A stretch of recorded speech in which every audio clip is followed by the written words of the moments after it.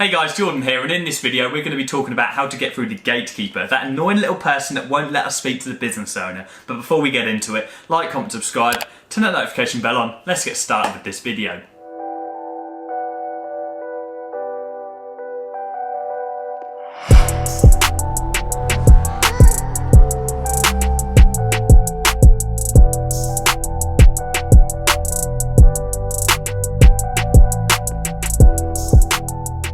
Okay guys, so before we get into this one today, there's a couple of things that you need to understand about the gatekeeper. So let me jump you on the map quickly.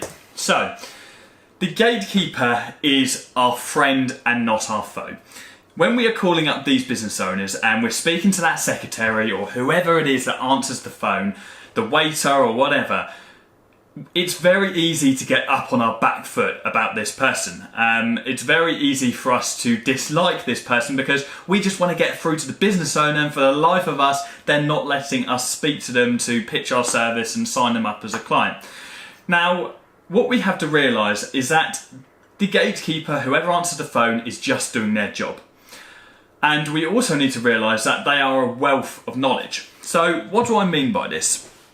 Now, the gatekeeper is just doing their job, as I said. Now, their interests, the owner's best interests, are in mind with the gatekeeper, okay? They are employed and they are told to get rid of salespeople, to find out who's on the phone before they put them through. It is their job to do these things, okay? So we cannot be annoyed or angry or disheartened with whoever answers the phone by putting us off or sending us away, because that is what they are paid to do, okay? Now, what we need to realise is that instead of looking at these people like an enemy, we need to befriend them. We need them to be our best friend because they are a wealth of knowledge, like really are a wealth of knowledge. They know things about this business that we don't have a clue about, okay? They know about the owner, they know about when they're in, they know about when they go home, they know about who they like to speak to on the phone, they know their email address, their phone numbers, their mobile number, all of this information that if we befriend them, we can get our hands on, okay? So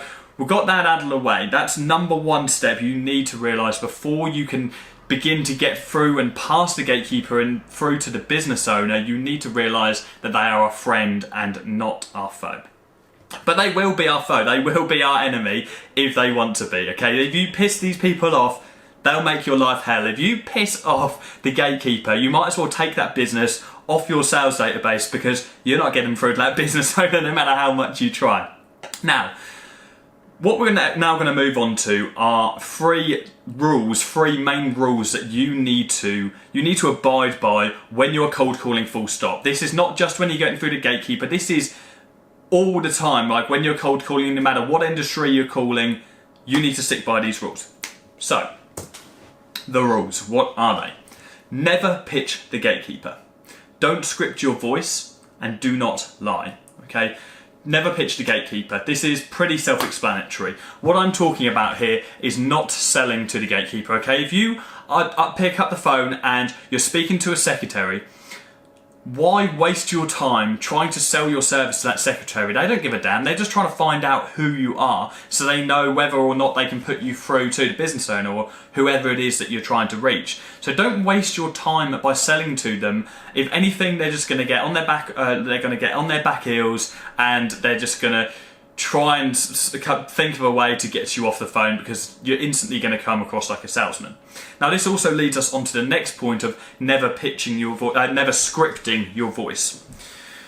So, what do I mean by this? For those of you guys that have watched my videos for a long time, will know that I talk quite heavily about the salesman versus the business owner mentality. It's something I cover a lot in my course. Now, just to go over it very, very briefly, because I do have in-depth lessons about it in my course. A salesman is someone who picks up the phone and they sound very rushed and they sound very scripted, and they're following and they're reading out off a little bit of paper, and they're like, hello, hello, because they need this money, okay? And they're reading off a bit of paper, they're being scripted, it's not personal, they're being rushed, and yeah, they are just not calm at all, and that will come across in your voice. If you are treating yourself like a salesman in your head, when you're calling this business, if you are psyching yourself up as a salesman, you're going to come across as a salesman on the phone. Whereas a business owner is calm. They are collective. They are very clear and concise in the way that they speak over the phone, okay? They are very, they don't give away too much information because they do not need to, because they value themselves. They know their own self-value because they are a business owner who provides a very good service, and hence they do not come across as salesmen. Business owners are relaxed. Business owners are concise. Business owners know their own worth. And so they can convey value over the phone and they can assert authority. Now that's really, really important, asserting authority as well, and I'm going to move on to that in a moment. But do not script your voice. Be mindful of the way you're speaking to business owners, and even if you do have a script that you're going to be going through, and I'm going to teach you what I say to gatekeepers in a moment, just be mindful of the way you're talking. Be calm and be collective and have a conversation, just like you were talking to your mate down the pub the other night. Now, the third rule, very, very important, do not lie. It goes back to being a friend or foe with the business owner. If you lie to, with the gatekeeper, if you lie to the gatekeeper, they are going to tell the business owner, okay? And that's going to be held against you, and it's going to ruin all of your chances of being able to pitch your services. So just don't do it. Do not fool yourself into thinking you can say something to the gatekeeper, or you can pull the wool over their eyes and it won't come back and slap you in the ass. So don't lie. Those are the 3 rules that you need to make sure that you follow. Now, something that's really, really important, which I just said, is building authority over the phone and being an authoritative figure. I'm just going to lock my computer because it's shining in my face. Is building authority over the phone and having a element of status, okay, and coming across important. And that comes with the business owner mentality. When you are speaking to a gatekeeper, if you can come across as someone of importance, then you are 10 times more likely to get through to the business owner, okay? If you talk in a calm, collective way and you talk as if you are a business owner and you do all the things that I just covered, then you will seem like you are an important person. And the gatekeeper won't even hesitate to put you through to the business owner. Now, when I cold call now, I've got such a way of conveying my voice that I barely ever get asked what it is regarding or what the reason I'm calling or who I actually am, because I'm speaking as if I already know that business owner. And that's something that you always want to have in mind. You want to be building authority. You don't want to act like you're on your high horse. You do not want to act like you're above the gatekeeper, but you do want to act like someone from an authority, an authoritative standpoint, okay? So, moving on, we've got the rules and we have the friend versus foe out of the way. That is very, very important. That's why I've covered that at the start of this video. So do make sure that you fully understand all of that, because if you do not understand what I've just gone through in this video, then don't even bother cold calling, because that is like cold calling 101. And for those of you guys that don't know me, I have years and years of sales experience. Before I started my marketing agency, I worked in like 5 different sales jobs and was in like top 3 salesmen. Without blowing my own trumpet, was in like top 3 salesmen out of all those companies, and one of them was a telecommunications company where I was cold calling like 100 companies a day. So I know what I'm talking about when it comes to cold calling. Please do take those 3 rules on board, and please do try and befriend the gatekeeper. So you've got that out of the way. What are you actually going to say when you called the gatekeeper? Now, you're going to keep this so simple. You don't want to waste their time, and that's key here. We do not want to waste the gatekeeper's time at all. They're a busy person, we're a busy person, and we just want to get straight to the point of why we're calling. So, my little phone prop, if we're calling the gatekeeper, the first thing we're going to say is, hey, can I speak to Bob, please? Now, Bob, in this instance, is the business owner, okay? Now, if you're prospecting correctly, no matter what industry, whether you're in social media marketing or any other business, if you're prospecting correctly, you want to know the business owner's name before you actually call that business, or whoever you're trying to call. You want to know their name, okay? Because it's going to give you 10 times the amount of chance of getting through to them if you make it personal. Now, I know from experience you cannot always get the business owner's name, which is annoying. Makes it tougher to get through to the business owner, but in that instance, she's just going to be like, hey, can I speak to the owner, please? So you're getting straight to the point. Now, they are going to respond with one of 2 things. They're going to say, sorry, they're out at the moment, or sorry, they're busy, and then you're going to move on to step 3, which I'll get to in a moment. But they, 9 times out of 10, they're going to say, what is it regarding, or can I ask what it's regarding, please? Now, again, you're going to keep this very, very simple. Now, from a social media marketing standpoint, you just want to say, hey, yeah, I've been helping other restaurants in the local area to get more clients per month. It's not a sales call, don't worry. Now, what I'm doing there is I'm telling them in a roundabout way what it is I'm trying to achieve. So I'm getting other restaurants more clients per month, but it's not a sales call, don't worry. And I'm fake laughing at the end there, okay? I'll try and make it more natural over the phone because it just flows off. And what you're doing there is you're diffusing the gatekeeper, okay? You're making yourself human, okay, by joking and laughing and saying it's not a sales call, because you're acknowledging the fact that they get a lot of nuisance calls every single day, because these businesses do. Businesses get tens and tens of nuisance calls every day. So what you're doing there is you're neutralising that situation, and you're also informing them what it is you're trying to achieve. So, hey, I've been helping other restaurants get more clients per month. It's not a sales call, don't worry. Okay, so you're just telling them what it is and you're diffusing them. Now from there, they're going to say one or two things. They're going to say, sure, yeah, no worries. Let me just grab Bob for you. Let me just grab the owner for you. And they're going to put you through the phone and you're going to continue with your pitch. Happy days, you're through to the gatekeeper. Or they're going to give you a rejection and say, sorry, they're not in at the moment, or sorry, no, we wouldn't be interested in this, or something along them lines. Now if they say he's not in at the moment, always do not end the call then. Like, so many people will say, like, oh, I just ended the call and I'll just call them back tomorrow. Ask for a time for call back. Say, hey, okay, no worries, what's the best time for me to call back?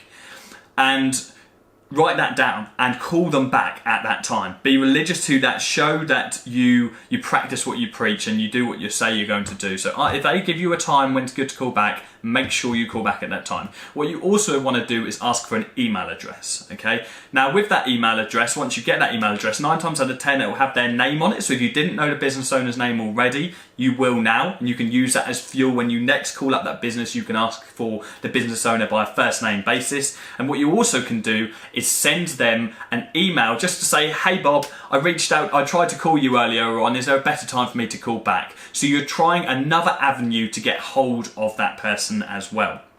Now, I do have a full email follow-up schedule, whatever you call it, in my course. So if you do want to have a look at that, then click the link in my description. I do have my full email strategy and cold calling strategy as well. Moving back to the rejections though, so that's what you want to do if they're saying, sorry, no, they're not available at the moment. So you're asking for a time, just to recap, they're asking for a time for you to call back, and you're asking for an email address as well, so you have another way to contact the business owner. If they say, sorry, I'm not interested about this, then quite simply, you just want to kind of persist and say, look, I want to speak to the business owner just to make sure that whether they are or not. Like, I completely appreciate what you're saying, but I'm sure after the conversation with them, they will be interested in what I have to say. And again, just persist to ask for an email. If they are persistent to say, look, can I have an email address? Can I have a better time to call back? Now, this rejection, this is very, very rare. You get this like 1 out of 100 calls. The gatekeeper is very, very rarely going to try and upfront reject you, unless you are calling like a big corporate business and who you're speaking to is a secretary and they're strictly being told to eliminate any calls of your nature. So that's a very rare one, but do not be afraid to stand your ground, okay? Because the way that I see it with sales in general, cold calling, no matter what client outreach you're doing, or even in a meeting itself, you didn't have that client signed up when you started that call or started that meeting, and if you don't have it when you finish that call or finish that meeting, you're in no worse of a position. So you have absolutely nothing to lose by standing your ground and almost fighting back a bit and bringing it back to that authority building side of things. But don't be rude, because as I said at the start of this video, you want to make sure that you keep that gatekeeper your friend and not your foe. So there it is, guys. That is how you can get through to the gatekeeper. That is essentially what I say when I'm getting through. It's as simple as that. It's very, very simple. As I said, you do not want to pitch the gatekeeper at all. You don't need to, you don't want to lie, and you want to make them your friend and not your foe. Very, very simple cold calling script. Now, once you do get through to the business owner, you then have the opportunity to pitch your service or try and arrange a meeting with that business owner. Now, my whole cold calling strategy is in my course, which is linked down in the description, or you can access it on my resource bundle as well, where you can just download my cold calling scripts and my contract templates and things like that, which is also available in the link down below, and that's only £50. So that's a cheaper way of getting my cold calling script if you don't want the full course.